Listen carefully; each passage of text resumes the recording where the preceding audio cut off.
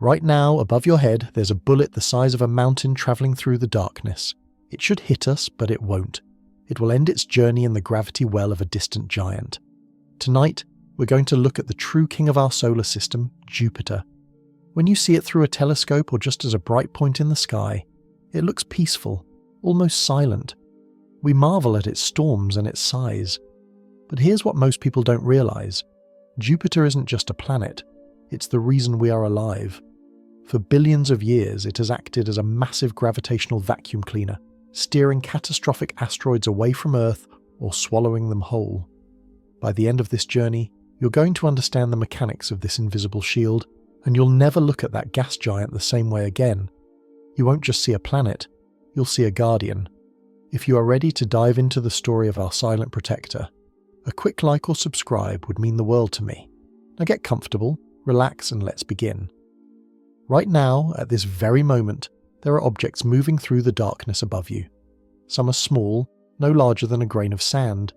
Others are mountains of ice and stone, travelling at speeds that would vaporize anything they touch. They have been falling through space for billions of years, pulled by invisible forces guided by the cold mathematics of gravity and momentum, and some of them are heading toward Earth. You cannot see them. They are too dark, too distant, moving through the black between worlds. But they are there. Hundreds of them. Thousands. Silent bullets fired from the ancient gun of the early solar system, still flying after all this time, searching for a target. Most of these objects will never reach us. They will drift past, missing Earth by millions of kilometers, continuing their lonely journey through the void. But some will not miss. Some are aimed directly at the blue planet beneath your feet, and if they arrive, if they cross the final distance and pierce our atmosphere, the impact will be absolute. The energy released would be measured not in explosions, but in the ending of ages. This has happened before. 65 million years ago, a single rock fell from the sky and erased the dinosaurs from existence. The world burned, the skies turned black, nearly everything died, and that was just one impact. One object, out of billions still travelling through the solar system. We should have been struck again by now. The mathematics suggest it. The numbers say that Earth should be hit by massive asteroids and comets far more often than it is. Our planet sits in a dangerous neighbourhood, surrounded by debris from the birth of the solar system. We should be a scarred world, cratered and lifeless like the moon. But we are not. Something is protecting us. Something vast and invisible, standing between Earth and the chaos of deep space, and it has been protecting us for billions of years, long before we existed to know its name. You look up at the peaceful night sky, unaware that you are standing in the safest place in the solar system, and you do not see the guardian that makes this safety possible. 4 billion years ago, before the Earth had a name, before there were oceans or continents or anything you would recognize as a world, there was only fire and stone. The planet was young, newly formed from the collision of smaller bodies, still cooling from the heat of its own violent birth. And it was alone. The early solar system was chaos. Billions of asteroids and comets drifted through the darkness, remnants from the cloud of dust and gas that had collapsed to form the sun. These were not the clean, empty orbits we see today. This was a shooting gallery, a storm of rock and ice that filled the space between the young planets. And Earth sat directly in the path of that storm. The impacts came constantly. Every few thousand years, sometimes every few centuries, a massive object would fall from the sky and strike the surface.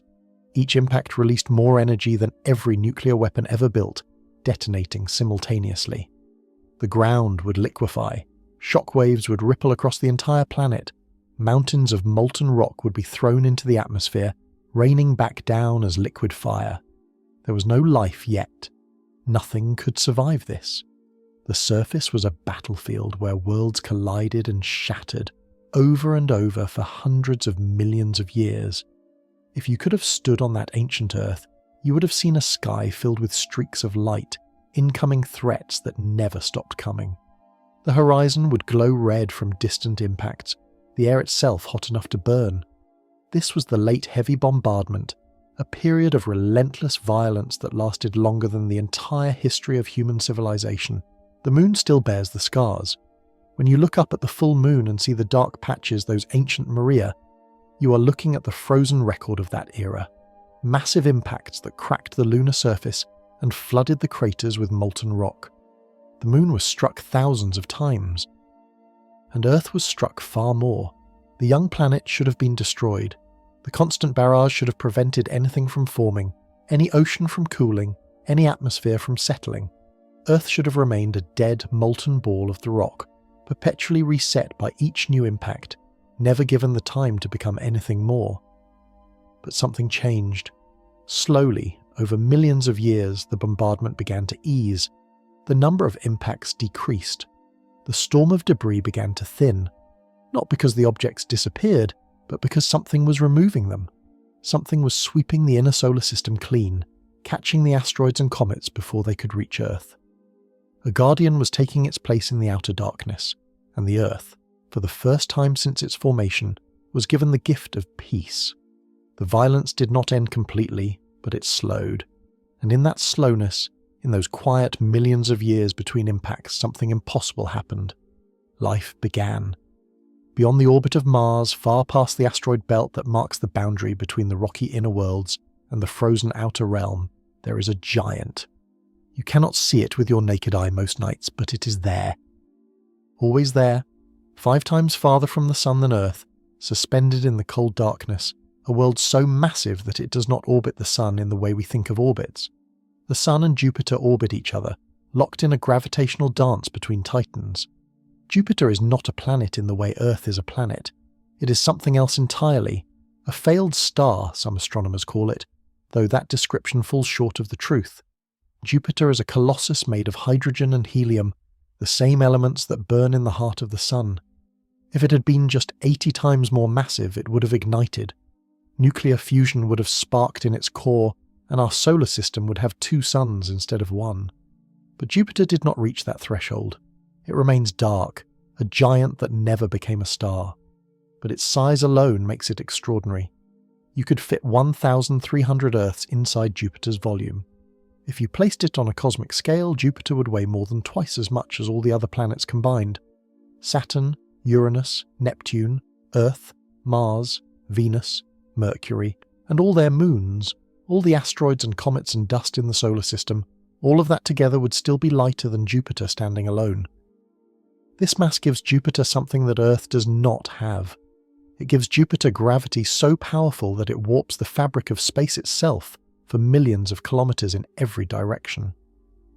Objects passing near Jupiter do not simply fly past.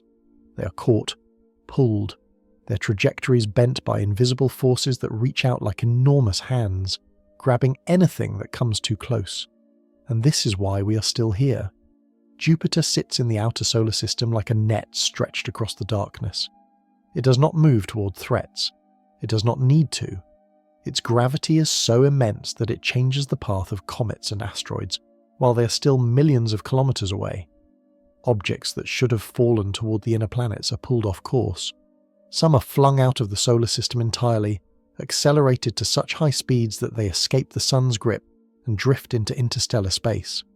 Others are captured, absorbed into Jupiter itself, swallowed by storms that rage in its atmosphere. And some are simply deflected, their paths altered just enough that they miss Earth by the vast margin of the void. This has been happening for 4 billion years, every day, every hour. Jupiter standing guard in the outer dark, catching the bullets meant for us, the silent protector we never see but cannot survive without. You look up at the night sky, and if you know where to look, you might see Jupiter as a bright point of light, steady and calm. But that point of light is a guardian larger than 1,000 Earths, holding back the chaos of the ancient solar system, keeping the inner world safe in its gravitational shadow. Gravity is not a force in the way we imagine forces. It is not a rope or a chain pulling objects together. Gravity is something stranger, something that defies easy description, but we must try to understand it because this is how Jupiter protects us. Imagine space itself as a fabric, a vast sheet stretched across the universe. When you place an object with mass on this fabric, it creates a depression, a well that curves the space around it. The more massive the object, the deeper the well. Earth creates a small dip in the fabric of space. The sun creates an enormous pit. And Jupiter, sitting in the outer darkness, creates a well so deep that anything passing nearby cannot help but feel its pull. This is not metaphor, this is the actual geometry of the universe. Mass bends space, and objects moving through that bent space follow curved paths. When a comet comes screaming in from the outer reaches of the solar system, travelling at tens of kilometres per second, it is not moving through empty darkness. It is moving through space that has been shaped by Jupiter's presence, warped by the giant's immense mass. The comet does not see Jupiter. It does not need to.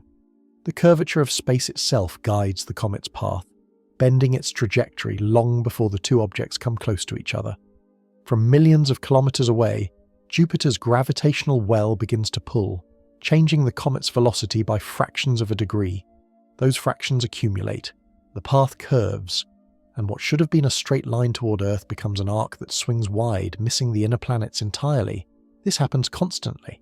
Right now, at this moment, there are objects in the outer solar system being deflected by Jupiter's gravity. Some are small fragments, pebbles of ice tumbling through the void.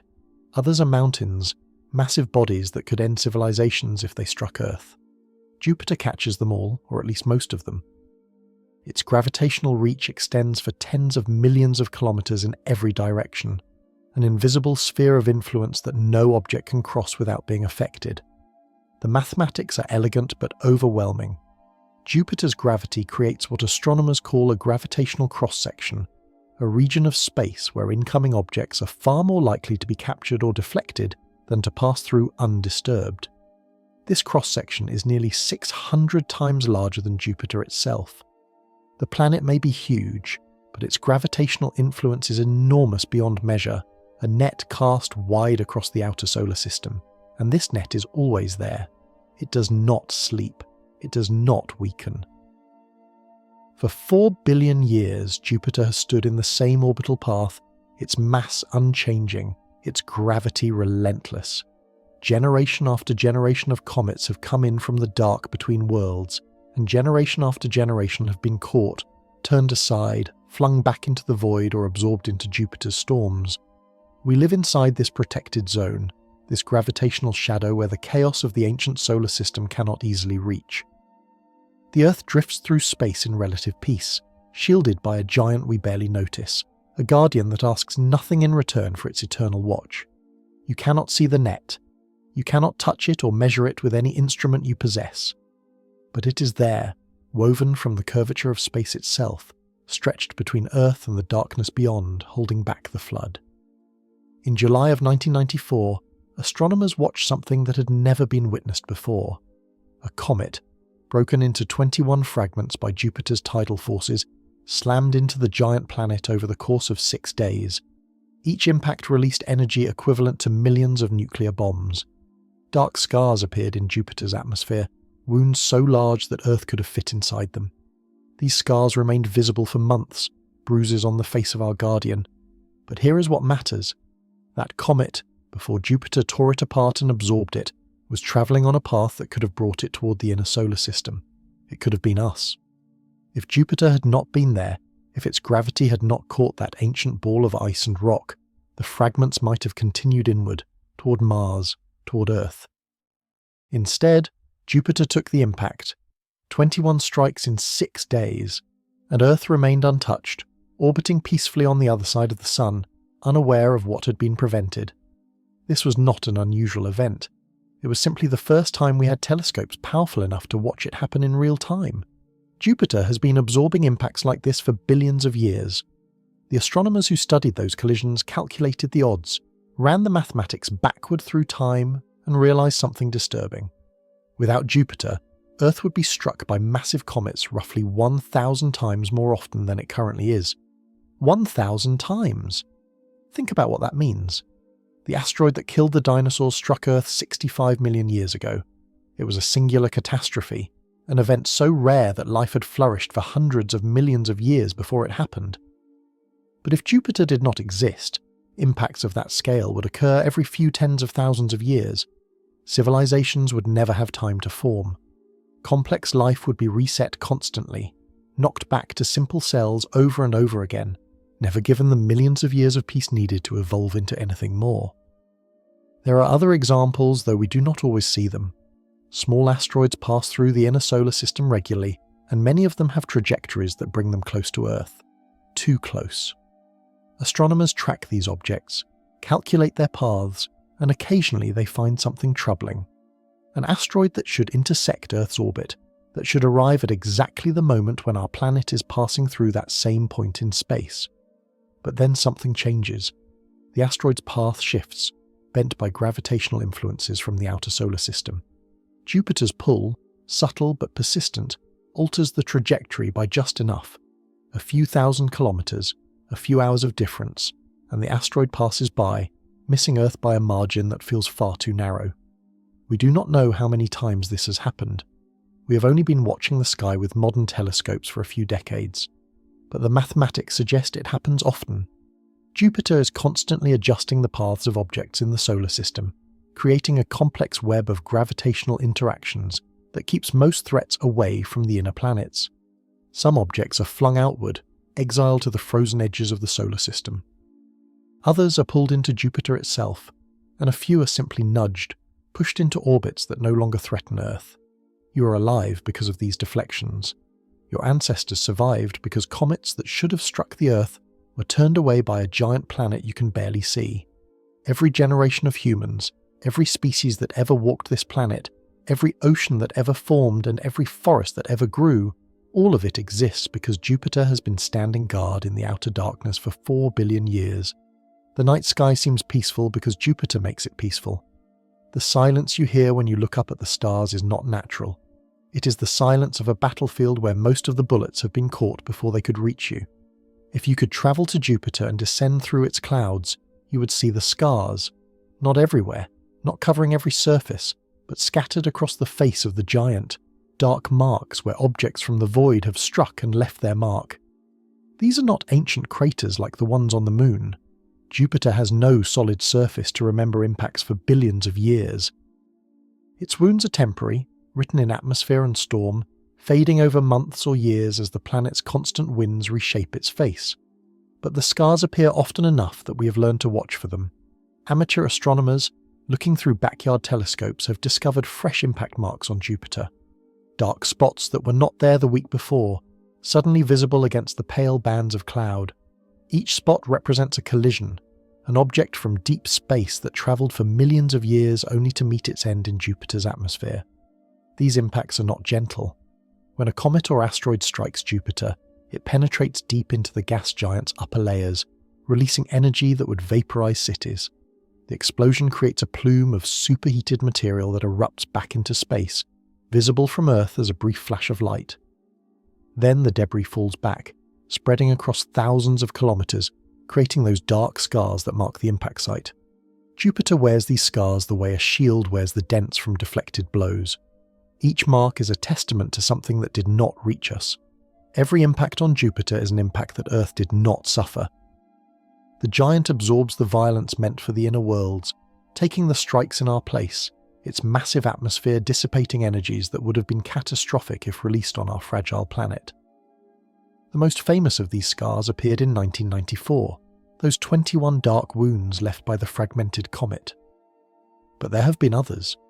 In 2009, an amateur astronomer in Australia noticed a new dark spot on Jupiter, roughly the size of the Pacific Ocean. No one had predicted this impact. No one saw it coming. The object that struck Jupiter had approached in silence, invisible to our telescopes, and only revealed itself by the scar it left behind. In 2010, another impact. In 2012, another. The list grows longer every few years as our ability to watch Jupiter improves. We are learning that these collisions happen far more frequently than we once believed. Jupiter is not simply protecting us in theory, in mathematical models and gravitational calculations. It is actively, constantly taking hits that would end our world. Think about that dark spot discovered in 2009, the one the size of an ocean. The object that created it was roughly the size of a football field, perhaps larger. If that same object had struck Earth, the impact would have released energy equivalent to thousands of the most powerful bombs ever built. The shockwave would have flattened everything for hundreds of kilometers. The dust thrown into the atmosphere would have darkened the skies for years, and we would have had no warning, no time to prepare, because we did not see it coming until it had already hit Jupiter. But it hit Jupiter, not Earth. The giant stood between us and the darkness, and when the blow came, Jupiter absorbed it. The wound appeared on its face, visible for months, a reminder of what had been prevented. Then the winds erased the scar and Jupiter continued its orbit, unchanged, still standing guard. You look up at Jupiter through a telescope and see a peaceful, beautiful planet. Bands of cloud in shades of cream and brown, the great red spots swirling endlessly in its atmosphere.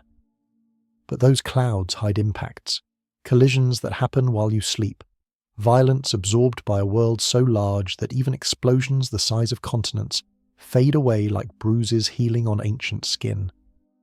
Jupiter does not choose to protect us. It has no awareness, no intention. It simply exists, massive and patient, and its existence is enough. The scars it wears are not badges of honor. They are just marks left by the mathematics of gravity, the inevitable result of standing between Earth and the chaos beyond. Jupiter orbits the Sun once every 12 years. Earth completes its orbit in 1 year. This difference in orbital periods creates a rhythm, a pattern that repeats with mathematical precision. Every 13 months, Earth and Jupiter align on the same side of the Sun, reaching their closest approach to each other.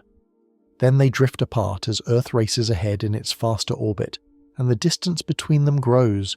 This happens over and over, a dance that has continued for 4.5 billion years without variation.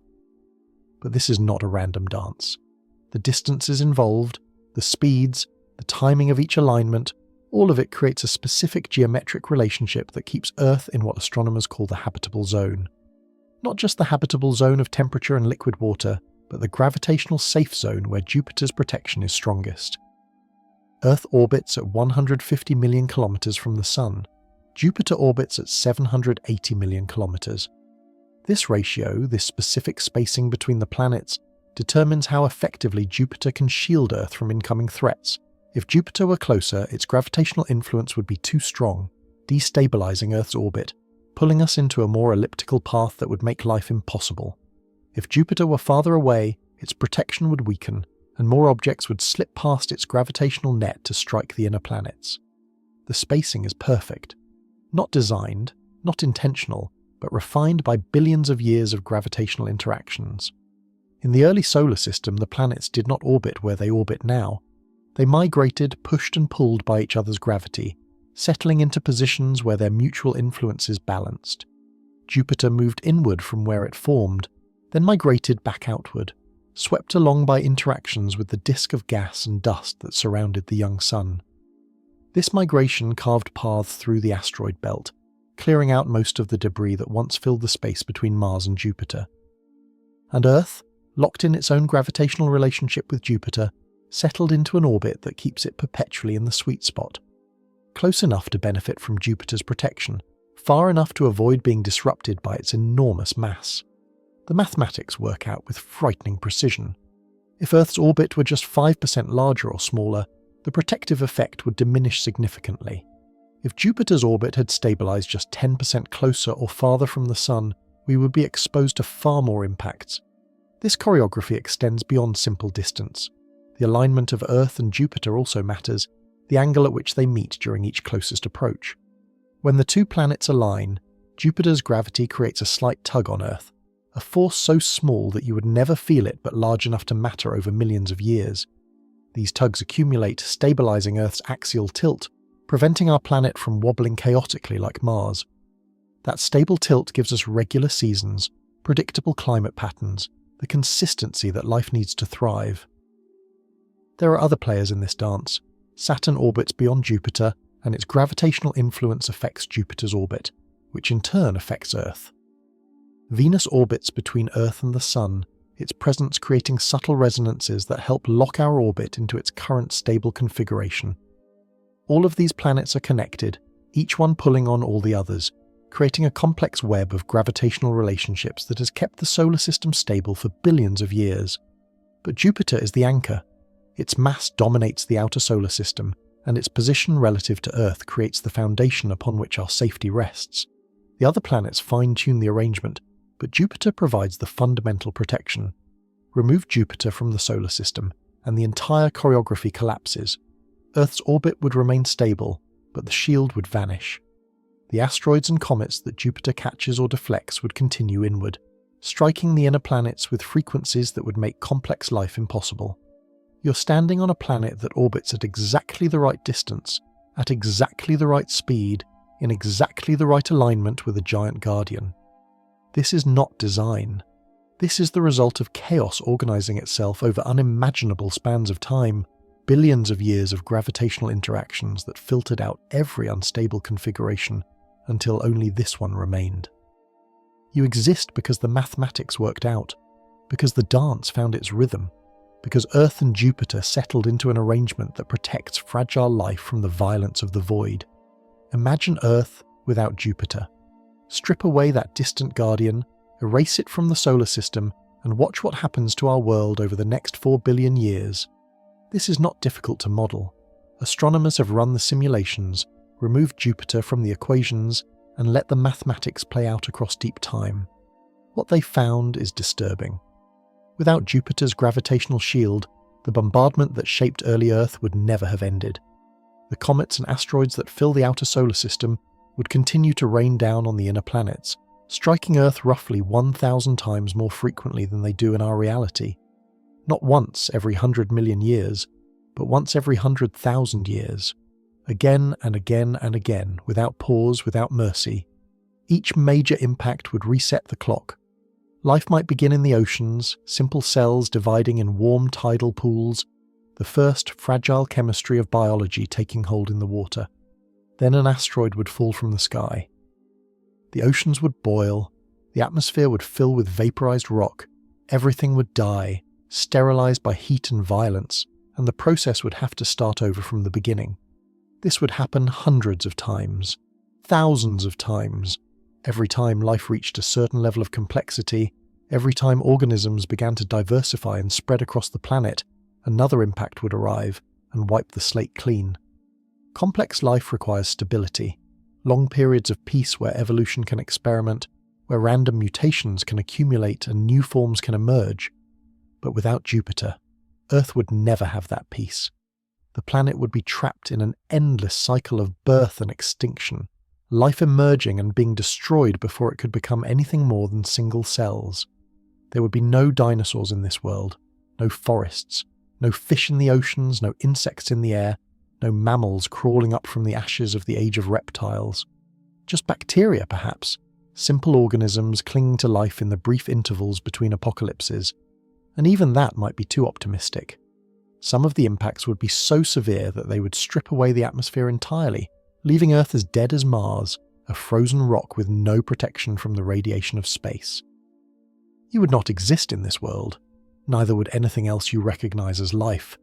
The entire story of complex biology, 4 billion years of evolution from single cells to consciousness, would never have happened. Earth would be a grave, a warning, a monument to what happens when a planet forms in a solar system without a guardian. But there is something even more troubling to consider. Without Jupiter, Earth might never have formed at all. The giant's gravitational influence helped shape the inner solar system during its formation, clearing out excess material, preventing the rocky planets from growing too large or too chaotic. Computer models suggest that without Jupiter's presence, Earth might have been much larger, a super-Earth with crushing gravity and a thick atmosphere of hydrogen, completely inhospitable to life as we know it. Or Earth might have been smaller, a barren world like Mercury, baked by the sun's radiation, too close to the star to hold water or atmosphere. The simulations produce many possible outcomes, but very few of them result in a planet like ours. A world with liquid water and a stable climate, with just enough mass to hold an atmosphere but not so much that the atmosphere becomes poisonous, orbiting at exactly the right distance from the sun to remain in the habitable zone for billions of years. These conditions are rare, perhaps vanishingly rare, and Jupiter's presence seems to be one of the key factors that made them possible. So we return to the thought experiment. Earth without Jupiter would not just be a more dangerous version of our world, it would be a fundamentally different planet if it existed at all. The chain of events that led to you standing here, reading these words, breathing air and feeling the ground beneath your feet, that entire chain depended on a gas giant forming in the outer darkness and staying there for 4.5 billion years. You're not inevitable. Your existence required a specific sequence of cosmic accidents, each one improbable, each one necessary. And one of those accidents was Jupiter, a failed star that became a shield, a colossus that never ignited but saved a world anyway. We have found thousands of other worlds now, orbiting distant stars scattered across the galaxy like grains of sand on an infinite beach. Our telescopes scan the darkness, watching for the subtle dimming of starlight that reveals a planet passing in front of its sun. Each discovery adds another entry to the catalogue of worlds beyond our solar system, and what we have found is troubling. Many of these worlds are nothing like Earth. They orbit too close to their stars, locked in eternal daylight, their surfaces molten and uninhabitable. Others orbit too far away, frozen wastelands where no liquid water can exist. But some orbit in the habitable zone, that narrow band of distance where temperatures should allow water to remain liquid on the surface. These are the worlds that interest us most. These are the places where life might exist. But when astronomers examine these systems more carefully, they find something missing. Most of them have no Jupiter, no gas giant standing guard in the outer regions of the system, providing gravitational protection to the inner planets.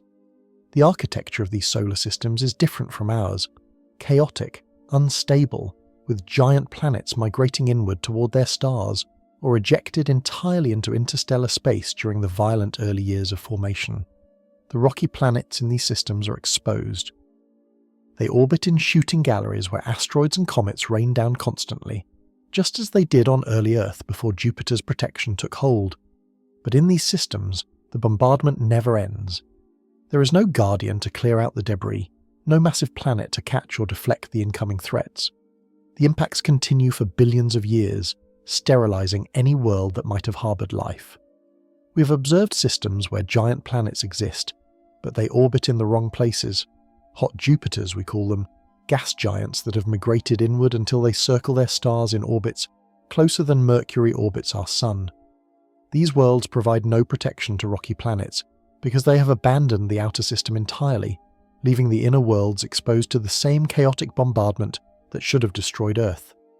In other systems, the giant planets have highly elliptical orbits, swinging from the outer reaches down toward the habitable zone and back out again. This creates even more chaos, destabilizing the orbits of smaller planets, flinging asteroids inward with every pass. Any rocky world in such a system would be subjected to impacts far more frequent and violent than anything Earth has ever experienced. The mathematics of planet formation suggest that solar systems like ours, with a massive gas giant in a stable circular orbit in the outer system, are relatively rare. Most systems do not settle into this configuration. Most systems remain chaotic, or they lose their giants entirely, or the giants migrate to positions where they cannot protect the inner worlds. Our architecture, with Jupiter standing in exactly the right place, at exactly the right distance, may be an exception rather than a rule. This means that planets in the habitable zone, worlds where liquid water could exist, are probably common throughout the galaxy. But planets in the habitable zone with protection from constant bombardment are rare. Very rare.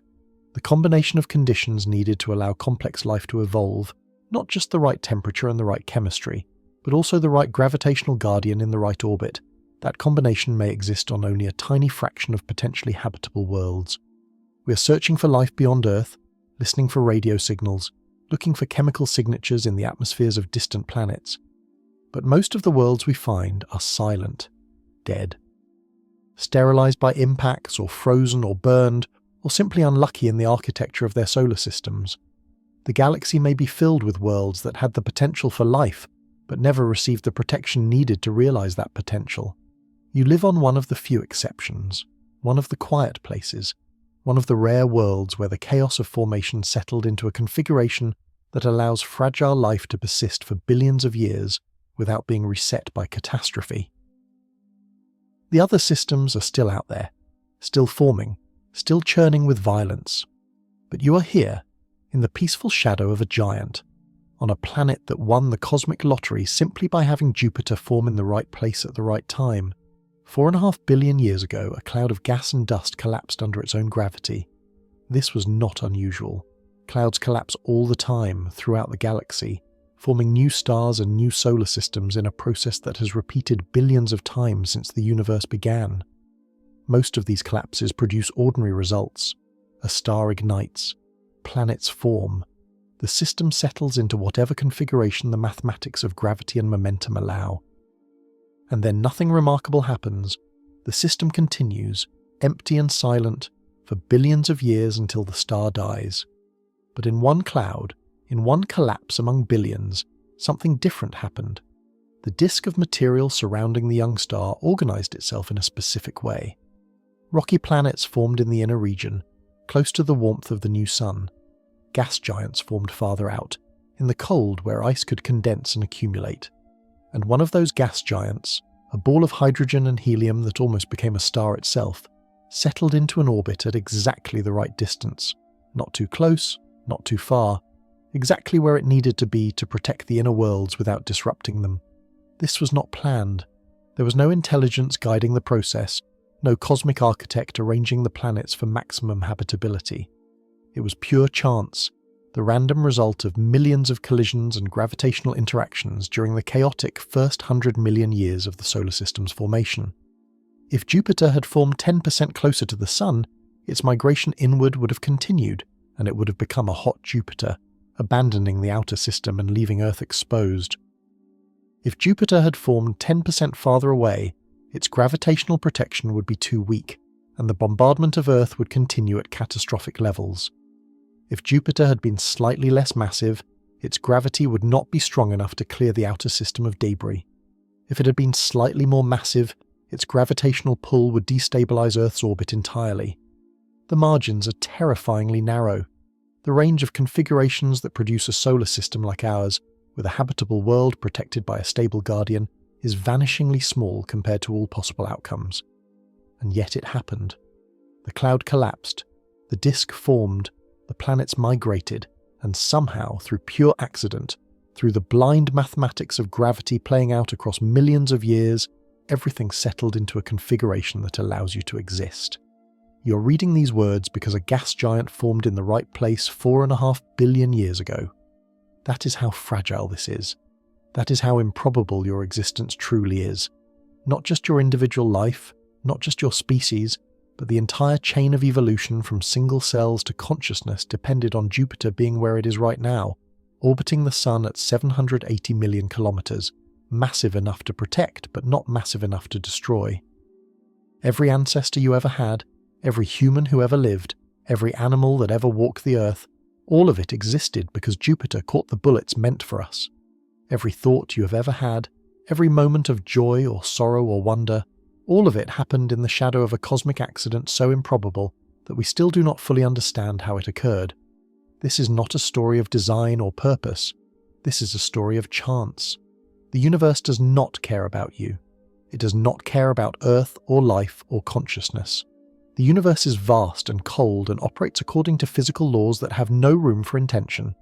Stars collapse, planets form, systems settle into whatever configuration gravity allows, and most of the time the result is chaos or sterility or emptiness. But sometimes, very rarely, the mathematics work out. Sometimes a solar system forms with the right architecture, the right spacing, the right guardian in the right place. And on one of the rocky planets in that system protected by its giant neighbour, life begins. Simple at first, just chemistry organising itself into patterns that can reproduce. Then more complex, spreading across the oceans, adapting to fill every available space. Then onto land, into the air, growing more intricate with each generation, until finally, 4 billion years after the first cell, consciousness emerges, and that consciousness looks up at the night sky and sees the stars and wonders what it all means. It does not see the guardian. It does not understand the protection it has been given. It does not realise how close to oblivion it has always been, or how much of its existence depends on a single planet standing watch in the outer darkness. You're here by accident, a beautiful, improbable accident that took 4 billion years to unfold. And somewhere out there, in the black between the worlds, Jupiter continues its orbit, silent and patient, catching the threats you will never see, protecting a world that does not know it needs protection. Your worries are very small compared to this. The things that occupy your mind, the concerns that keep you awake at night. All of it is temporary, fleeting, insignificant against the scale of what had to happen for you to be here at all. You are not the center of the universe. You are not even the center of this solar system. You are a brief consciousness existing in a narrow window of time on a fragile world that orbits in the gravitational shadow of a giant. And that is enough. That is more than enough. You do not need to be important on a cosmic scale. You do not need the universe to care about you. You can rest in the knowledge that you are here by accident, that your existence required no grand plan, that you are simply a pattern that emerged from the chaos and will eventually return to it. There is peace in that insignificance. There is freedom in understanding how small you are and how unlikely your presence in this universe truly is. The night sky is peaceful because Jupiter makes it peaceful, and you are peaceful because the universe, for a brief moment in cosmic time, arranged itself in a way that allows you to exist. That is the accident. That is the miracle. That is home. Between Mars and Jupiter there is a gap in the sky. You cannot see it with your naked eye, but it is there, a vast ring of debris orbiting the Sun in the space where a planet should exist. Hundreds of thousands of asteroids, fragments of rock and metal tumbling through the darkness in a band that stretches across millions of kilometers. Some are mountains, some are grains of dust. Together, they trace the outline of something that never finished forming, a world that died before it could be born. This is the Asteroid Belt, and it is Jupiter's graveyard. 4.5 billion years ago, when the solar system was young and the planets were still coalescing, from the disk of gas and dust around the newborn Sun, material began to gather in this region. Rocky fragments collided and stuck together, the same process that built Earth and Mars and all the inner planets. Gravity pulled them closer. Collisions grew larger. The embryo of a planet began to form, slowly accumulating mass, growing from pebbles to boulders to mountains of stones spinning through space. But it never finished.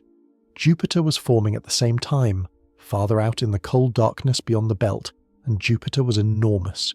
Its gravity reached across millions of kilometers, warping the space around it, pulling on everything nearby. The fragments that should have come together to form a planet between Mars and Jupiter felt that pull. Their orbits changed. Instead of gentle collisions that allowed them to stick and grow, they began to smash into each other at high speeds, shattering on impact, breaking apart faster than they could accumulate. Jupiter had turned the region into a demolition zone.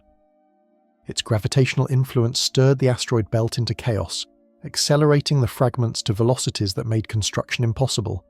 Every time two large pieces collided, they destroyed each other. Every embryonic planet that began to form was torn apart by the tidal forces of Jupiter's massive presence. The belt became a graveyard of failed worlds, hundreds of thousands of fragments that could never become anything more. This violence has continued for billions of years.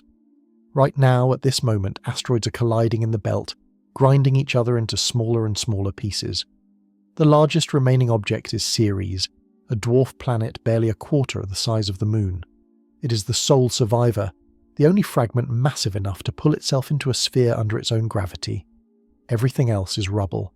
Vesta, Pallas, Hygeia, irregular chunks of rock tumbling through the void, the broken bones of planets that never lived. If Jupiter had not formed where it did, this belt might have become a world, a rocky planet perhaps twice the size of Mars, orbiting peacefully between the inner system and the gas giants, adding another point of light to our night sky. But Jupiter's presence made that impossible.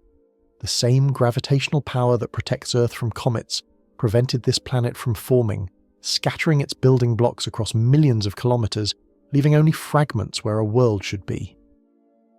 The belt is not dense the way you might imagine.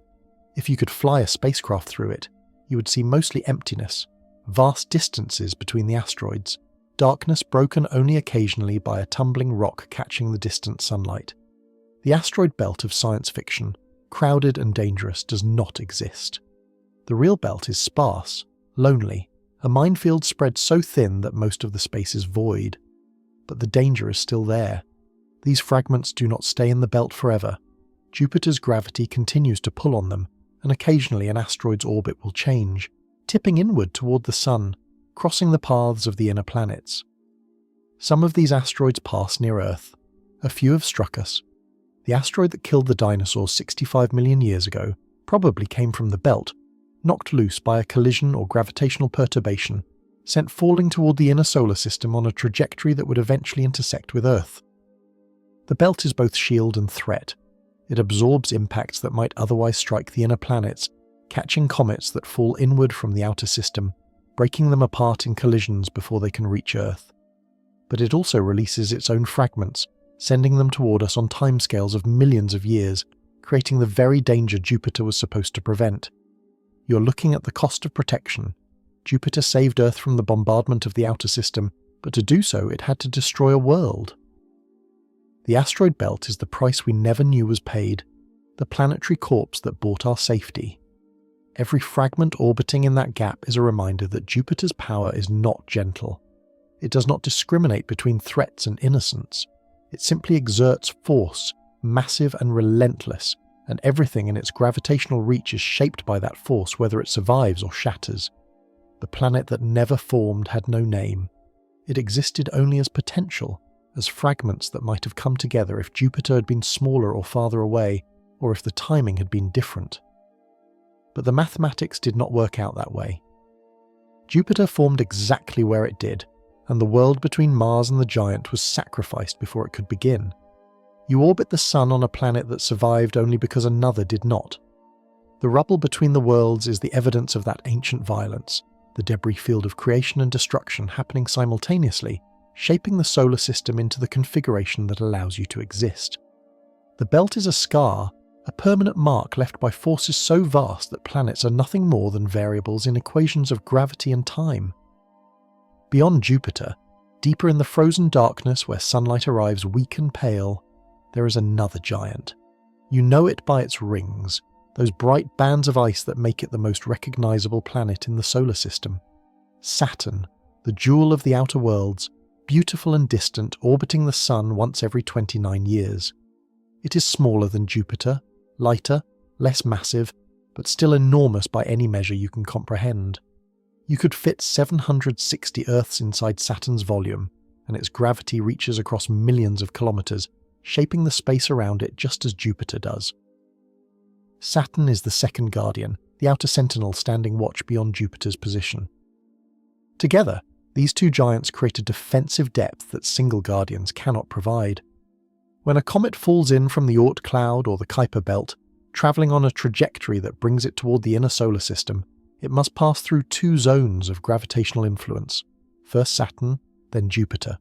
Two chances to be deflected, two massive wells in the fabric of space that bend incoming trajectories, turning straight lines into curves that miss Earth entirely. The mathematics of this double protection are elegant. Saturn and Jupiter orbit in what astronomers call a near resonance, a gravitational relationship where their orbital periods are almost exact multiples of each other. Jupiter completes one orbit in 12 years. Saturn completes one orbit in 29 years. This means that every 60 years the two giants return to nearly the same alignment, their combined gravitational influence reinforcing itself in patterns that have remained stable for billions of years. These resonances create corridors of stability and regions of chaos throughout the outer solar system, determining which orbits are safe and which will eventually decay into planet-crossing trajectories. Objects caught in the chaotic regions do not stay there long. Their orbits shift, pulled by the combined gravity of both giants, until they either collide with one of the planets, are ejected from the solar system entirely, or settle into a stable orbit in one of the protected corridors. This sorting process has been happening for 4 billion years, slowly clearing the outer system of debris, creating the relatively empty space that allows the planets to orbit without constant bombardment. But Saturn's protection comes at a cost, just as Jupiter's did. The rings that make Saturn beautiful are not decoration. They are wreckage. The shattered remains of moons that came too close, torn apart by tidal forces so powerful that solid rock could not hold together against them. When you look at Saturn through a telescope and see those bright bands of ice, you're looking at cosmic tombstones, the debris field of worlds that died to create the configuration that protects you. Saturn has dozens of moons still intact, some large enough to have atmospheres, others just irregular chunks of rock captured by the giant's gravity. But these survivors orbit in careful paths, kept at safe distances by the same forces that destroyed their siblings. Titan, Saturn's largest moon, orbits far enough away that it remains stable, a world larger than Mercury with lakes of liquid methane on its frozen surface. But closer in the space where Saturn's tidal forces dominate, nothing large can survive. The rings mark the boundary, the forbidden zone where gravity tears apart anything that enters. This violence is not random. It follows precise mathematical laws, the same physics that governs all tidal interactions in the universe. When a moon orbits too close to a massive planet, the gravitational pull on the near side becomes significantly stronger than the pull on the far side. This difference creates stress, stretching the moon along the line connecting it to the planet. For small moons made of solid rock, the internal strength of the material can resist this stress. But beyond a certain distance, called the Roche limit, the tidal forces exceed the moon's ability to hold itself together. The moon fractures, breaks apart, and spreads into a ring of debris orbiting where a world used to be. Saturn's rings are the evidence of this process repeated multiple times. Each ring is a different moon, destroyed at a different time, scattered across the plane of Saturn's equator in bands that stretch for hundreds of thousands of kilometers but remain only tens of meters thick. The rings are temporary on cosmic timescales. In a few 100 million years they will fade, the ice particles spiraling down into Saturn's atmosphere or coalescing into new small moons. But new rings may form as other moons drift inward and cross the Roche limit, continuing the cycle of destruction and creation. You are protected by this destruction.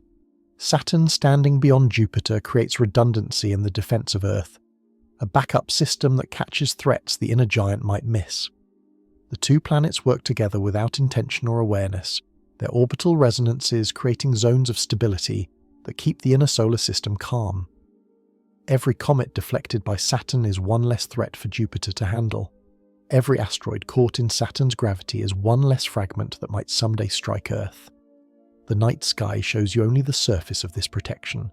Saturn appears as a bright point of light, steady and unchanging, beautiful through any telescope powerful enough to reveal its rings. But that beauty is built on violence, on moons torn apart and scattered, on gravitational forces so immense that worlds are nothing more than temporary structures waiting to be reshaped. The second guardian is no gentler than the first. It simply stands farther out, deeper in the cold, adding another layer of safety that you never see but cannot survive without. Two giants in the outer darkness, Jupiter and Saturn, holding back the chaos of the ancient solar system. You exist between them and the Sun, sheltered by their mass, protected by their gravity, living in the narrow safe zone carved out by billions of years of planetary violence. The Guardians do not know you exist. They cannot know. They are not conscious, not aware, just massive accumulations of hydrogen and helium following the laws of physics across deep time. But their existence makes yours possible, and that is enough. On February 15th, 2013, a rock the size of a 6-story building entered Earth's atmosphere over Russia, travelling at 18 kilometers per second. No one saw it coming. No telescope had tracked it. No warning was issued. The asteroid appeared in the dawn sky over the city of Chelyabinsk without announcement, a streak of fire bright enough to outshine the sun, descending toward a city of 1 million people who had no idea they were about to witness something that happens only once in a century. The asteroid exploded 29 kilometers above the ground, releasing energy equivalent to 30 Hiroshima bombs. The shockwave shattered windows across the city, injured more than 1,000 people, sent fragments of superheated rock raining down across the frozen landscape. Car dashboard cameras captured the moment, dozens of angles showing the same impossible light, the same fireball tearing across the morning sky, expanding until it filled the horizon before vanishing in a flash that left only smoke and falling debris. This was not a large asteroid.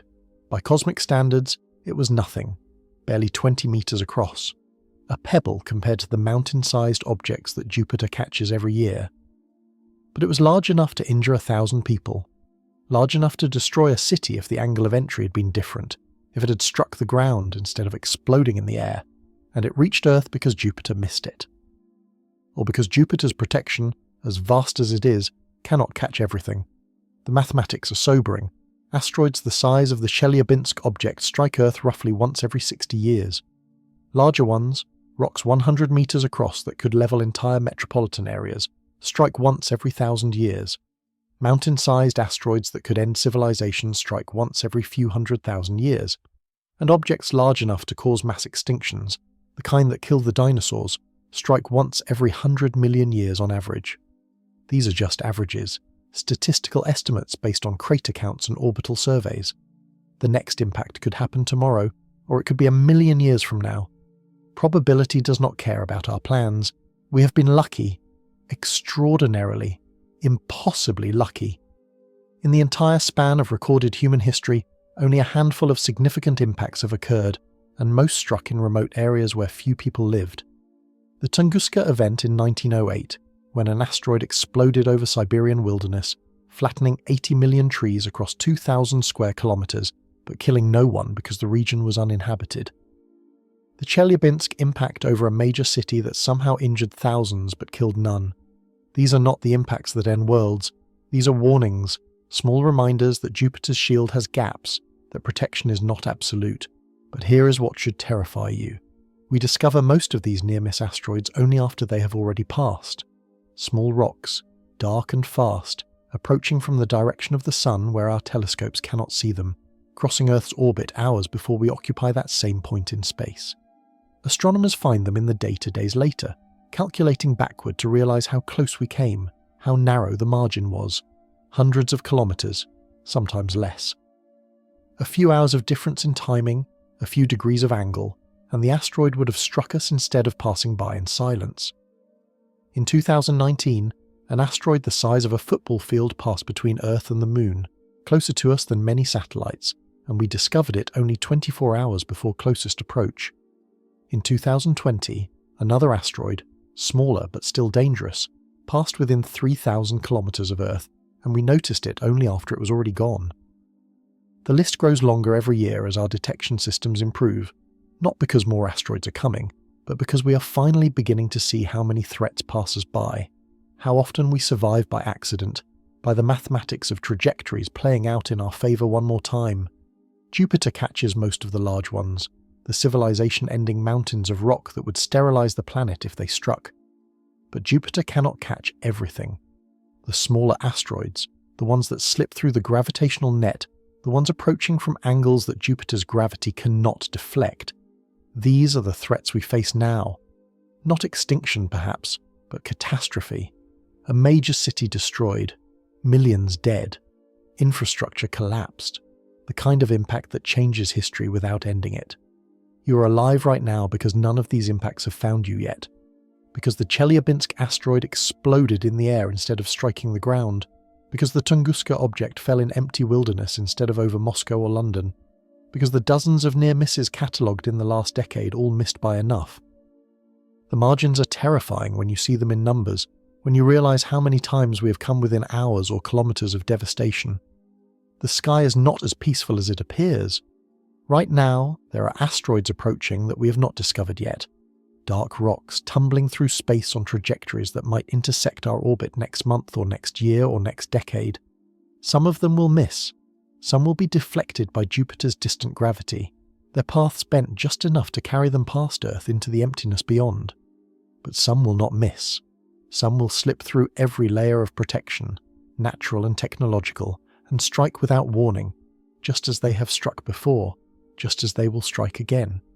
You look up at the night sky and see stars, beautiful and distant, peaceful in their arrangement. But between those stars and your eyes, in the darkness you cannot penetrate, objects are moving. Some toward you, some away.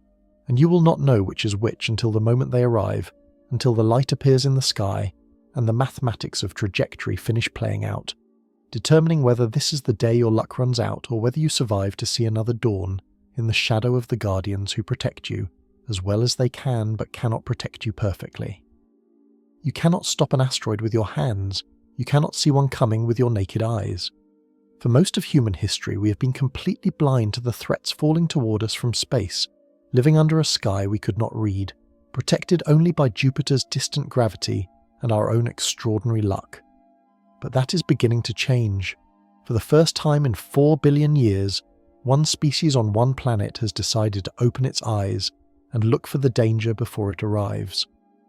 The telescopes came first, not the small instruments in backyards, though those help too, but massive arrays of mirrors and sensors designed specifically to scan the darkness for moving objects.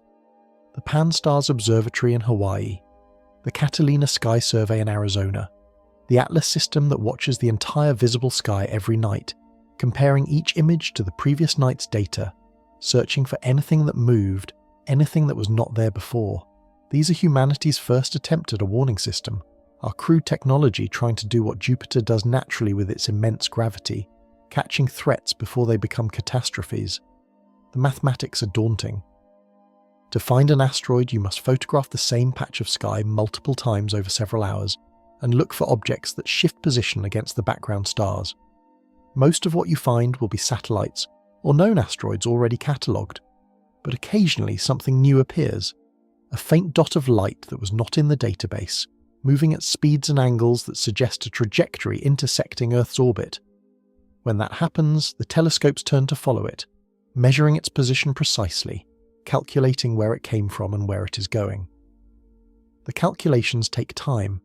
One observation is not enough. You need multiple measurements spread across days or weeks to determine an asteroid's orbit with accuracy. During that time, the asteroid continues moving, sometimes disappearing behind the glare of the sun or into regions of sky where no telescope is watching. Many asteroids are discovered, tracked for a few nights, then lost before their orbits can be fully calculated. They vanish back into the darkness, their threat level unknown, their trajectories uncertain. They are out there right now, somewhere between the planets, invisible until they approach close enough for us to find them again. We have catalogued roughly 1 million asteroids so far. Most are in the main belt between Mars and Jupiter, safely contained by the giant's gravity, no threat to Earth. But tens of thousands orbit in the inner solar system, crossing Earth's path, their trajectories bringing them close enough to be dangerous.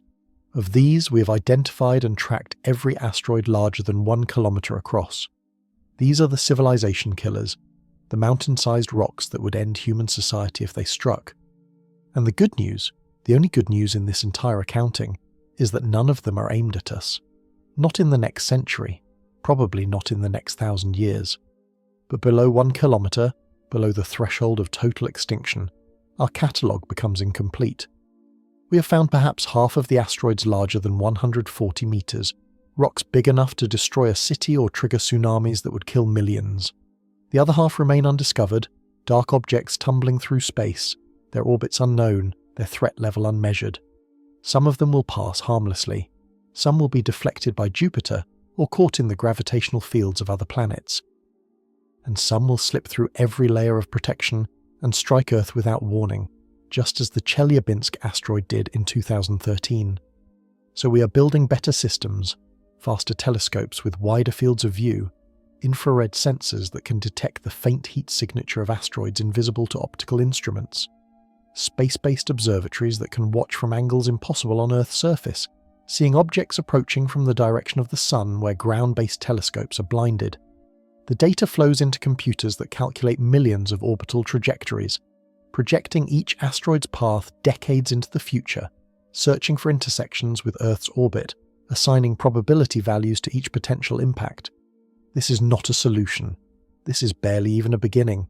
Even if we find every asteroid, even if we track every piece of cosmic debris larger than a house, we still face the problem of what to do when we discover one aimed at us. We have theories, kinetic impactors that could nudge an asteroid off course years before impact, nuclear devices that could fragment or deflect incoming objects, gravity tractors that could use a spacecraft's own mass to slowly alter an asteroid's trajectory. But these are untested, theoretical ideas on paper that have never been deployed against a real threat.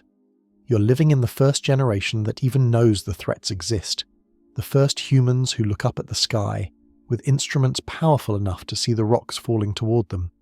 Your grandparents did not have this.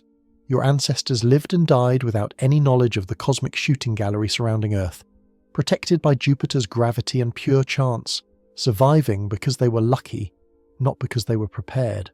But you are beginning to see, beginning to understand, beginning to build the systems that might, if we work fast enough and smart enough, give us a chance to survive the impacts that Jupiter cannot prevent.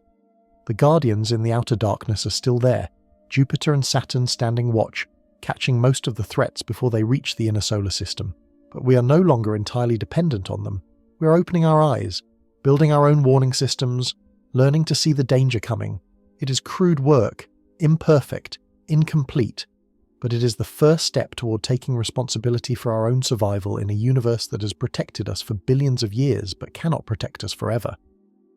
380,000 kilometers above your head, close enough to reach in 3 days with a rocket, far enough that light takes over a second to travel the distance, there is another guardian. Smaller than Jupiter, smaller than any planet, barely 1% of Earth's mass, but close enough to matter in ways the distant giants cannot. You see it almost every night, rising in the east, crossing the sky in silent orbit, always showing the same face because it is tidally locked, trapped by Earth's gravity into eternal synchrony. The Moon is not just a satellite, it is a shield positioned between Earth and a significant fraction of the threats that Jupiter misses. Asteroids approaching from certain angles, comets falling in from the outer system on trajectories that slip past the gas giants, small fragments that would otherwise strike Earth. Some of these impacts are absorbed by the Moon instead. Its surface takes the bullets meant for us, has been taking them for 4.5 billion years, accumulating scars that tell the story of what Earth has been spared. When you look at the full moon and see the dark patches, those ancient maria with names like the Sea of Tranquility and the Ocean of Storms, you are looking at impact craters so massive that they flooded with molten rock billions of years ago. These are not small strikes. These are catastrophic collisions that cracked the lunar crust, excavated basins hundreds of kilometers across, released enough energy to melt the moon's interior and send magma flooding up through the fractures. Each mirrors a scar from the Late Heavy Bombardment, that ancient era when the inner solar system was a war zone, and everything that could be struck was struck repeatedly. The moon survived because it had no life to lose, no oceans to boil away, no atmosphere to strip, no delicate chemistry of biology that could be disrupted by heat and shock waves. It simply absorbed the impacts, cratered and scarred, its surface reshaped by each collision but its existence never threatened. Earth, orbiting beside it, was struck as well during that era, but many of the impacts that should have hit us hit the moon instead, blocked by its body, caught by the coincidence of position and timing that placed the moon between Earth and incoming threats. This protection continues today. Smaller now because the bombardment has eased, because Jupiter has cleared most of the debris from the inner solar system, but still measurable, still significant. Astronomers estimate that the moon intercepts roughly 20% of the asteroids and meteoroids that would otherwise reach Earth. 1 in 5 threats stopped by a companion world that orbits close enough to shield us, large enough to catch objects we would never see coming, positioned by ancient accident in exactly the right orbital path to serve as Earth's bodyguard. The moon does not move to block impacts. It has no awareness, no intention, no ability to detect danger and respond. It simply orbits, locked in gravitational embrace with Earth, and sometimes that orbit places it directly in front of an incoming asteroid. The rock that should have struck your planet strikes the moon instead.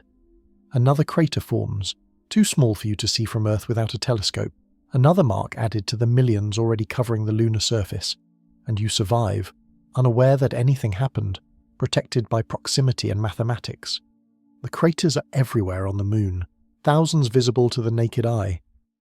Hundreds of thousands revealed by telescopes, millions mapped by spacecraft orbiting the lunar surface, measuring every depression, every raised rim, every fragment of ejecta thrown out by ancient impacts and frozen in place by the airless cold. The largest craters have smaller craters inside them, and those have even smaller craters nested within, layers upon layers of collisions spanning 4 billion years, each one a moment when something fell from space and struck without warning. Earth has craters too, but far fewer, and most have been erased by wind and water and the slow churning of tectonic plates. Our planet heals its scars, wears down the evidence of impacts, hides the record beneath oceans and forests and cities. But the moon has no such mechanisms, no weather to erode the craters, no plate tectonics to resurface the landscape. Every impact that ever occurred on the lunar surface is still there, preserved in airless silence, a complete archive of bombardment stretching back to the solar system's violent birth. You stand on Earth and look up at that cratered face, and you are seeing a record of what has been prevented. Every mark on the Moon is an impact that Earth did not suffer, or a reminder of an era when both worlds were struck and only one harboured life fragile enough to be destroyed. The Moon took those hits and remained, unchanged in any way that matters, still orbiting, still reflecting sunlight down to the planet it protects. This is not the grand protection that Jupiter provides, the sweeping gravitational shield that catches comets millions of kilometres away. This is proximity protection, small scale and local, one body blocking impacts meant for another simply by being in the way. But it is protection nonetheless. 20% fewer impacts over 4 billion years, hundreds of asteroids caught by the Moon instead of reaching Earth. And some of those asteroids, if they had struck our world instead, would have been large enough to matter, to kill, to change the trajectory of evolution in ways we cannot calculate. The Moon orbits in silence, pockmarked and grey, beautiful in its desolation, its surface a testament to violence absorbed across deep time. It is the closest guardian, the companion that shares our orbit around the Sun, the shield that stands between Earth and some fraction of the chaos that Jupiter cannot catch. You do not think about this when you see the Moon rising. You see beauty, romance, the pale light reflected on water or snow. But that light has travelled across 380,000 kilometres of space, bouncing off a surface scarred by billions of years of sacrifice, a world that has taken blows meant for you and will continue taking them for as long as it remains in orbit, around this fragile blue planet you call home. There is another world in the inner solar system, orbiting beyond Earth, colder and smaller and dead. Mars, the red planet named for the god of war but showing no sign of violence now, just silence and dust and a thin whisper of atmosphere, too weak to support anything you would recognise as life. You see it in the night sky as a red point of light, steady and distant, beautiful in its simplicity. But Mars is a warning, a demonstration of what happens to a rocky planet when the protection fails, when the guardians are not quite close enough, when luck runs out over billions of years. Mars is smaller than Earth, barely half the diameter, with only 1/10 the mass. This matters more than you might think. Size determines destiny in planetary physics. A smaller planet has weaker gravity, less ability to hold onto an atmosphere, less internal heat to drive the geological processes that recycle surface material and maintain magnetic fields. Mars formed in the same neighbourhood as Earth, from the same cloud of dust and gas, but it drew the short straw in the cosmic lottery, condensing into a world too small to sustain the systems that keep Earth alive. 4 billion years ago, Mars had water. Rivers carved channels across its surface, flowing down from ancient highlands into vast basins that might have been seas. The evidence is still there, visible in satellite photographs, networks of dry riverbeds snaking across the landscape, deltas where rivers once emptied into bodies of water that no longer exist.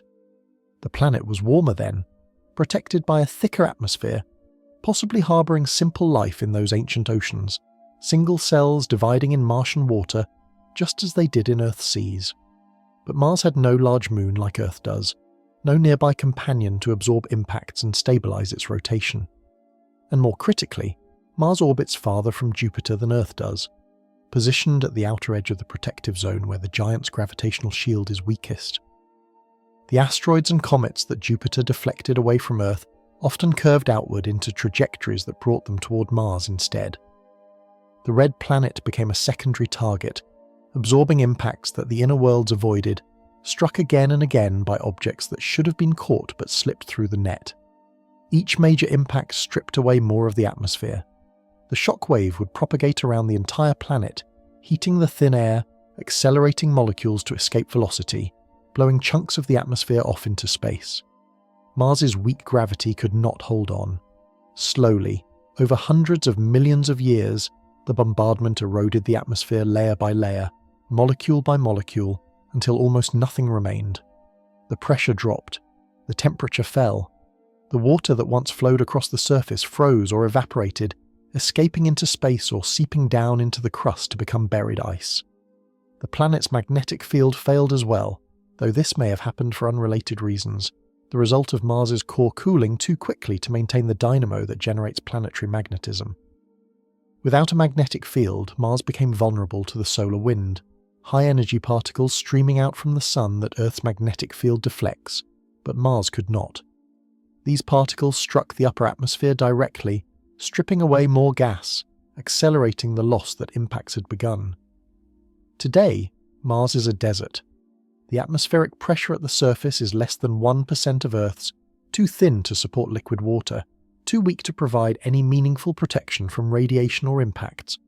Small meteoroids that would burn up in Earth's atmosphere reach the Martian surface intact, striking the ground at cosmic velocities, adding new craters to the millions already covering the planet.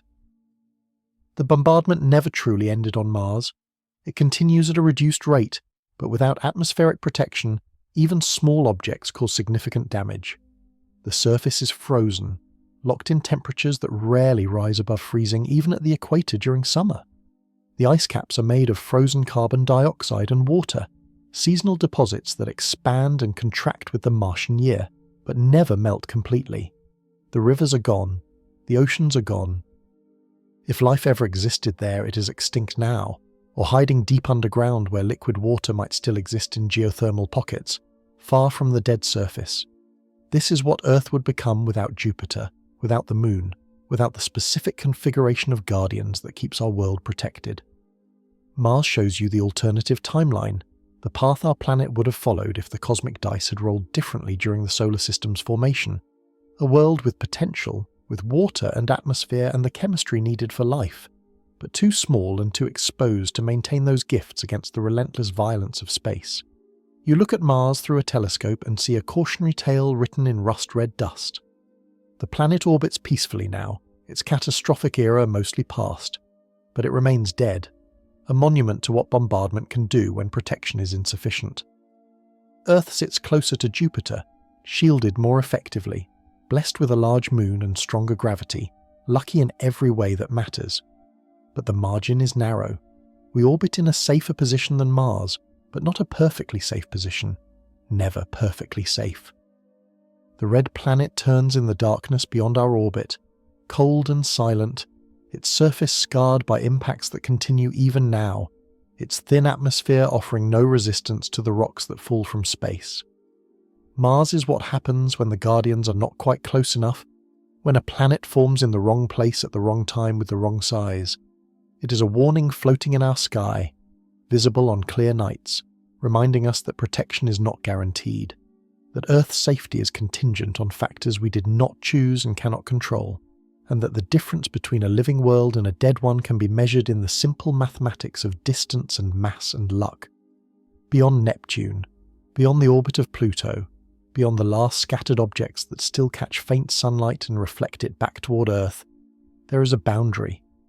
Not a wall or a line, but a gradual transition from the region where the Sun's gravity dominates to the edge of interstellar space where other stars begin to exert their influence.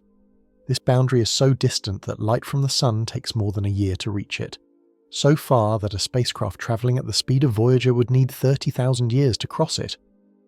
And in this frozen darkness, suspended in the space between our Sun and the nearest stars, there is a shell of objects so numerous that they outnumber every star you can see in the night sky. The Oort Cloud is not a cloud in any way you understand clouds. It does not swirl or flow or change shape. It is a spherical shell of frozen objects, trillions of them, perhaps hundreds of trillions, each one a mountain of ice and rock tumbling slowly through the void. Some are small, barely larger than buildings. Others are hundreds of kilometers across, dwarf planets that have never seen sunlight strong enough to warm their surfaces. They orbit the Sun at distances so vast that their orbital periods are measured in millions of years. Some are completing their first orbit since the solar system formed. Others will not complete even one orbit before the Sun dies. These objects are the remnants of planetary formation, debris that was flung outward during the early chaos when Jupiter and the other giant planets were migrating through the solar system.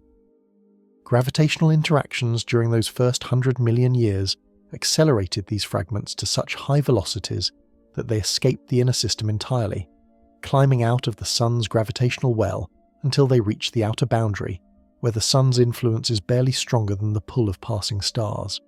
There they remain, frozen at temperatures only a few degrees above absolute zero, preserved in darkness, waiting. Most of them will wait forever. Their orbits are stable on timescales longer than the age of the solar system. They will continue circling the distant sun, invisible and forgotten, until the star exhausts its fuel and swells into a red giant billions of years from now. But some will not wait. Some will be disturbed, knocked loose from their distant orbits by events they cannot resist, sent falling inward on trajectories that bring them back toward the inner solar system after millions of years in exile. The disturbances come from outside, a passing star close enough that its gravity tugs on the objects in the Oort Cloud, changing their velocities by fractions of a meter per second. That tiny change accumulates over the vast distance, shifting orbits, turning stable paths into elongated ellipses that plunge toward the inner system. Or a molecular cloud, one of the vast aggregations of gas and dust that drift through the galaxy, close enough to exert gravitational pull on the outer edge of the solar system. Or the tidal force of the Milky Way itself, the subtle gradient of gravity created by the galaxy's mass distribution, pulling slightly harder on one side of the Oort Cloud than the other. These disturbances are rare but inevitable. Every few million years, something passes close enough to shake the Oort Cloud, to dislodge a fraction of its objects, to send them falling sunward. They begin their journey in darkness, barely moving at first, but accelerating as the sun's gravity pulls them inward. They fall for hundreds of thousands of years, silent and invisible, crossing the orbits of Neptune and Uranus and Saturn, their trajectories carrying them toward the inner solar system where Earth orbits, unaware of what is coming. These are the long-period comets, objects that appear in the inner solar system on orbits measured in thousands or millions of years. You have seen them perhaps, bright streaks in the night sky with long tails of gas and dust streaming behind them as solar radiation boils away their surfaces. Comets like Hale-Bopp, visible to the naked eye for months in 1997, making its first visit to the inner system in 4,000 years. Or Hyakutake, appearing in 1996, its tail stretching across half the visible sky. These are messengers from the Oort Cloud, ancient fragments of the solar system's formation, finally falling inward after eons in the outer darkness. And they are dangerous. Long-period comets approach from random directions, unlike asteroids that orbit in predictable paths in the plane of the solar system. They appear without warning, discovered only months before they reach the inner system, too late for any meaningful response if they are aimed at Earth. Their speeds are enormous, accelerated by the long fall from the outer boundary, striking with energies far greater than asteroids of similar size. A comet impact releases more destruction per kilogram than any asteroid, the difference between a bullet and an artillery shell. Jupiter waits for them at the boundary between the outer and inner solar systems, a gravitational net stretched across the path most comets must follow to reach Earth.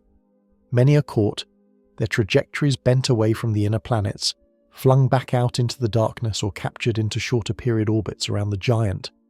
Others are deflected just enough to miss Earth, but not enough to avoid the inner system entirely, passing through on trajectories that bring them close to the sun before they swing back out toward the Oort Cloud. And a few slip through entirely, aimed at the inner planets with no deflection, no warning, no time to prepare. You're orbiting in the target zone, the habitable region where water stays liquid and life can persist, but also the region where Oort Cloud objects concentrate their energy when they fall inward. The Guardians do what they can, Jupiter and Saturn catching most of the threats, the Moon absorbing a fraction of what remains. But the Oort Cloud contains so many objects, so much frozen potential for catastrophe, that even with protection, some impacts are inevitable. The mathematics guarantee it. The distances involved are too vast, the number of objects too large, the randomness of disturbances too unpredictable. Somewhere out there, right now, a comet is beginning its fall toward the inner solar system. Perhaps it will arrive in 1,000 years, perhaps in 1,000,000. Perhaps it has already been falling for hundreds of thousands of years, and will appear in the sky next decade, bright and beautiful, and potentially aimed at the only world that harbours the consciousness to appreciate how dangerous it truly is. You cannot see it yet. No telescope can detect something so distant and dark. You will only know it exists when it draws close enough to catch sunlight, when the ice begins to sublimate and form the tail that makes comets visible, when it is already too late to do anything but watch and hope, that Jupiter bends its path away from us one more time. There is a branch of mathematics dedicated to calculating when you will die. Not you personally, though actuaries do that work as well, but you as a species, you as a civilization, you as a planet harbouring complex life in a universe that seems designed to extinguish it. Astronomers call this field impact probability assessment, and the numbers they produce should keep you awake at night if you understood what they mean. Start with the simplest calculation. Take the number of potentially hazardous asteroids in Earth-crossing orbits, objects larger than 140 meters that pass close enough to our planet to pose a threat. Divide by the total area of space those orbits occupy. Multiply by Earth's cross-sectional area, the circular shadow we cast as we move through space. Apply the velocity distributions, the angles of approach, the gravitational focusing that makes Earth's effective target size larger than its physical size. Run the mathematics forward through time, accounting for orbital perturbations and close encounters with other planets, and you arrive at a number, a probability. 1 chance in 75,000 per century for an impact large enough to cause regional devastation. 1 chance in 700,000 per century for an impact large enough to trigger global climate disruption. 1 chance in 100 million per century for an impact large enough to cause mass extinction. These are the current estimates, based on the best data we have, accounting for Jupiter's protection and the configuration of the solar system as it exists today. But here is what disturbs the mathematicians who run these calculations. The probabilities are too low, far too low. When they model the solar system without Jupiter, when they remove the giant's gravitational influence and recalculate the impact rates, the numbers explode. Earth should be struck by civilization-ending asteroids roughly 1,000 times more frequently than it currently is, once every 100,000 years instead of once every 100 million years. The Late Heavy Bombardment should never have ended. It should still be happening now, continuous and catastrophic, resetting the biosphere every few orbits around the Sun. Complex life requires long periods of stability to evolve. The journey from single cells to multicellular organisms took billions of years on Earth, and even then it happened only once, a singular transition that might have failed if conditions had been different. The evolution of intelligence took even longer, 4 billion years from the first cells to the first consciousness capable of understanding what consciousness means. These timescales are incompatible with frequent catastrophic impacts. Life cannot build complexity if it is being destroyed and reset every 100,000 years. The mathematics say we should not exist. The probability calculations, when run backward through Earth's history, suggest that our planet should have suffered dozens of extinction-level impacts in the time it took for complex life to evolve. Each impact would have killed everything larger than bacteria, sterilized the oceans, filled the atmosphere with debris that blocked sunlight for years. Some impacts would have been severe enough to vaporize the oceans entirely, leaving Earth as dead as Mars, a scorched rock with no atmosphere and no protection from radiation. But we are here. Life persisted through 4 billion years, surviving impact after impact, rebuilding after each catastrophe, evolving toward ever greater complexity despite the violence raining down from space. The fossil record shows 5 major mass extinctions in the last 500 million years, each one killing more than 70% of all species, each one requiring millions of years of recovery time before biodiversity returned to previous levels. And yet life survived all of them. Something kept the impacts rare enough, the intervals long enough, the catastrophes spaced widely enough that evolution could continue. That something was Jupiter. The calculations become clear when you include the giant planet's gravitational effects. The impact probabilities drop by factors of hundreds or thousands, depending on object size and orbital characteristics. The protection is not perfect, not complete, but it is sufficient, barely sufficient. The margins are terrifyingly narrow, but they are wide enough that complex life could emerge and persist, and eventually develop the intelligence to calculate its own odds of survival. Think about what this means. You exist because a probability stayed below a critical threshold for 4 billion years, because the random fluctuations of impact rates, the statistical noise in the mathematics of orbital mechanics, never spiked high enough long enough to extinguish everything more complex than single cells. You are the result of a dice roll that came up favourable billions of times in a row, each generation surviving the odds, each epoch passing without the catastrophic strike that would have ended the experiment. The mathematicians continue refining their models, adding more asteroids to the database, improving their orbital calculations, accounting for effects they previously ignored. The probabilities shift with each revision, sometimes higher, sometimes lower, but always remaining in the narrow range that permits your existence. If the numbers were significantly higher, you would not be here to read them. If they were significantly lower, you might never have evolved the capacity to calculate probability in the first place, remaining some simpler form of life on a planet that needed no protection because nothing complex ever emerged to be threatened. You are balanced on the edge of a mathematical knife. The statistics that govern your survival are written in the gravitational interactions between planets, in the orbital mechanics of asteroids and comets, in the probability distributions that determine when and where objects strike.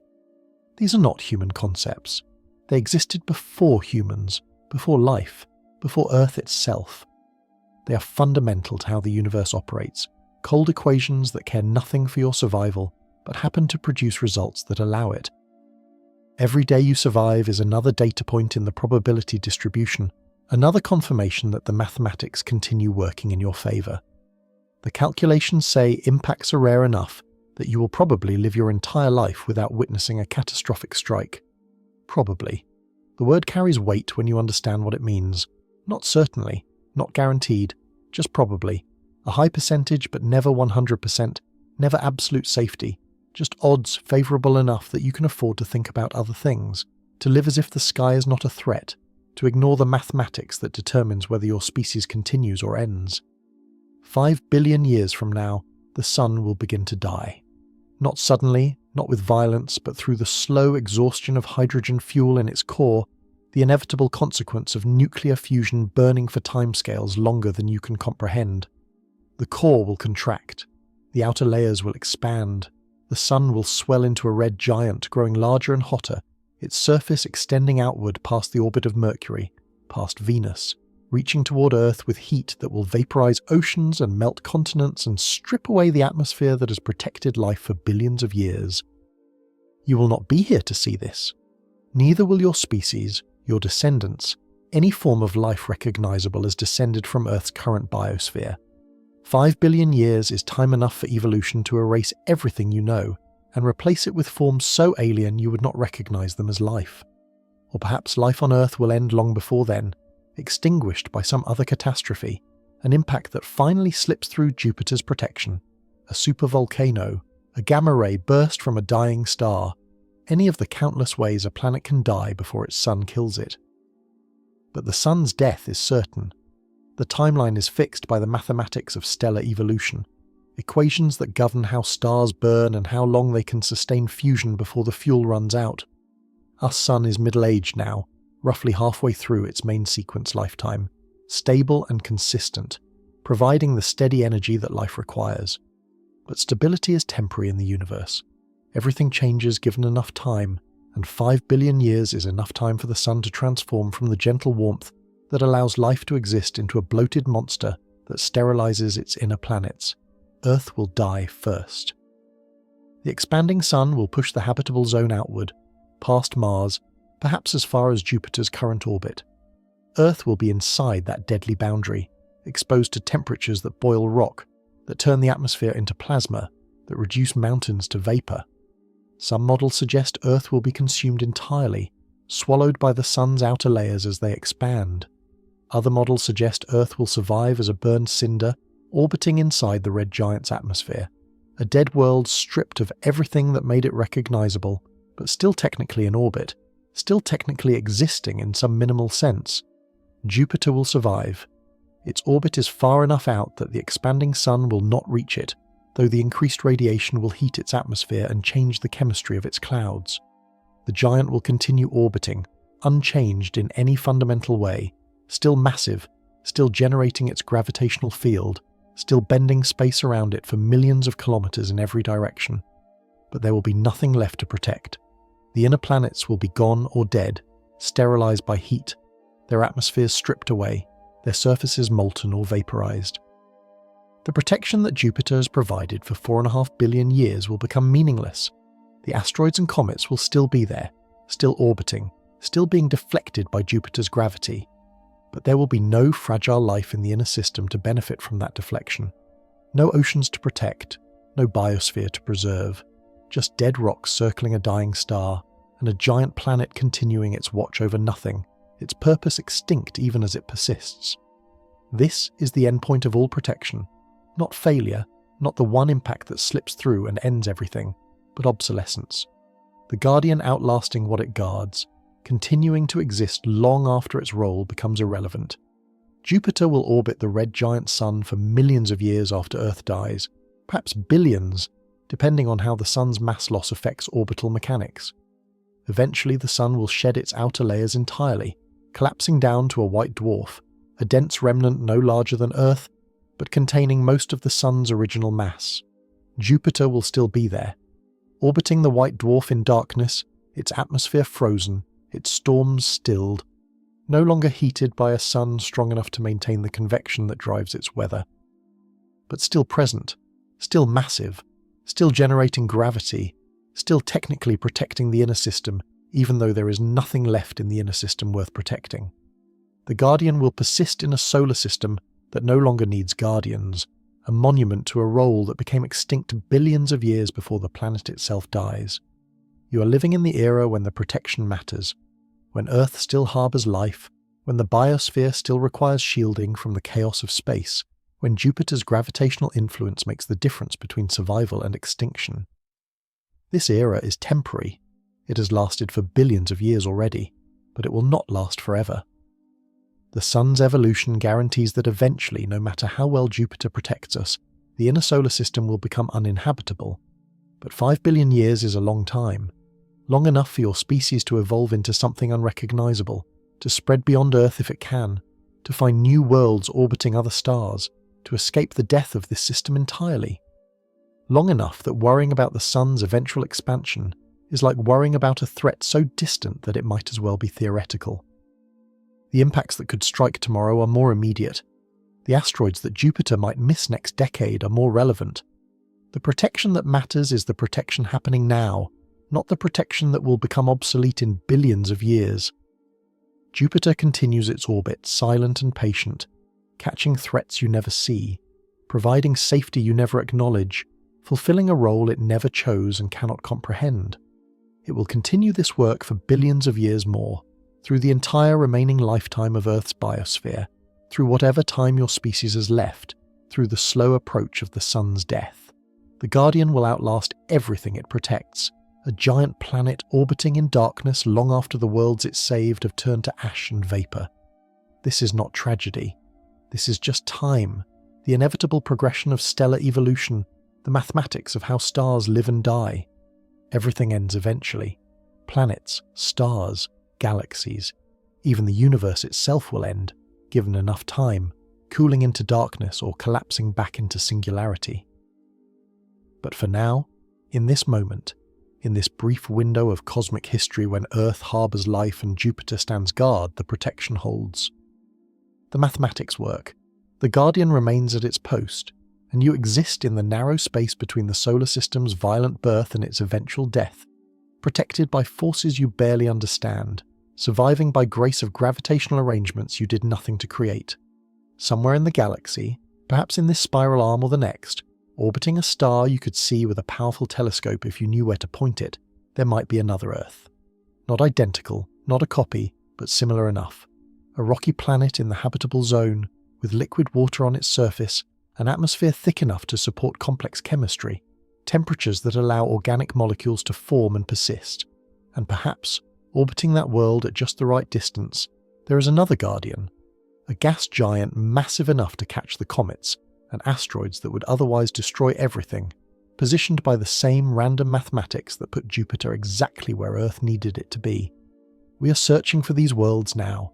Our telescopes scan distant stars, watching for the subtle dimming that occurs when a planet passes in front of its sun, blocking a fraction of the light for a few hours before continuing its orbit. Thousands of planets have been discovered this way, catalogued and measured, their sizes and orbital periods recorded in databases that grow larger every year. Most are useless for life. Hot gas giants orbiting too close to their stars, or frozen worlds in the outer darkness, or rocky planets with no atmospheres exposed to lethal radiation.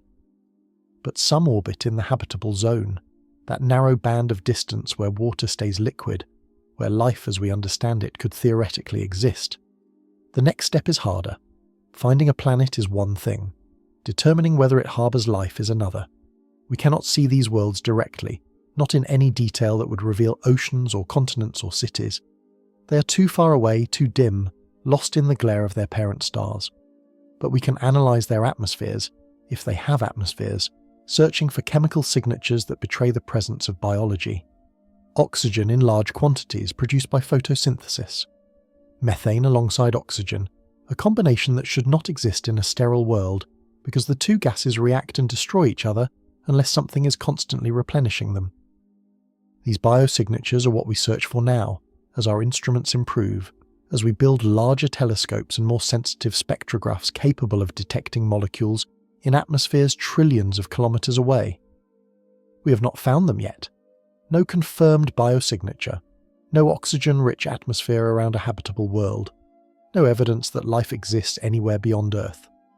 But we have examined only a handful of candidates so far, and the galaxy contains billions of stars, hundreds of billions of planets, countless opportunities for the mathematics to work out the way they worked out here. If we find life on another world, we will also need to find its guardian. A planet that supports complex biology almost certainly requires protection from bombardment, the same protection Jupiter provides to Earth. Without a massive planet in the outer system catching or deflecting asteroids and comets, life would struggle to persist long enough to evolve beyond simple cells.